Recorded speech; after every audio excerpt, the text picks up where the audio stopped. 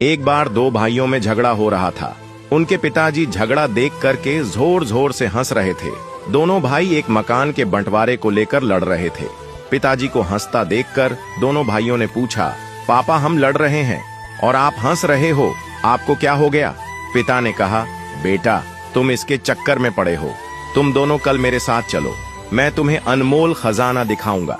अगले दिन तीनों एक बस से यात्रा पर निकले। बस में सिर्फ 2 सीटें खाली थीं।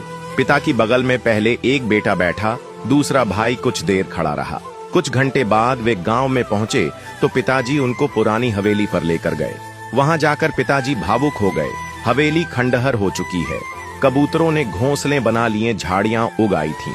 पिताजी रोते चले जा रहे थे और उनसे कह रहे थे, देख रहे हो इस हवेली को? इस हवेली में तुम्हारा बचपन बीता है। इसी हवेली के लिए मैंने अपने बड़े भाई से लड़ाई की थी।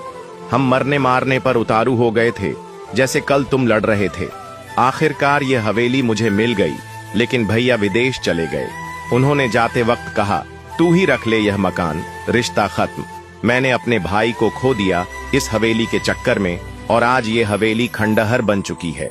तुम दोनों ऐसे ही लड़ते रहे तो जमीन और मकान तो रह जाएंगे, लेकिन रिश्ते हमेशा के लिए खत्म हो जाएंगे। फिर पिता ने कहा, जिस बस की सीट पर बैठकर आए, वह क्या जीवन भर के लिए तुम्हारी हो सकती है? बेटों ने कहा, नहीं पापा, वो तो बस थोड़ी देर के लिए थी। बस में तो सवारी बदलती रहती है। पिताजी ने कहा, बस यही जिंदगी है, सवारी बदलती रहेंगी।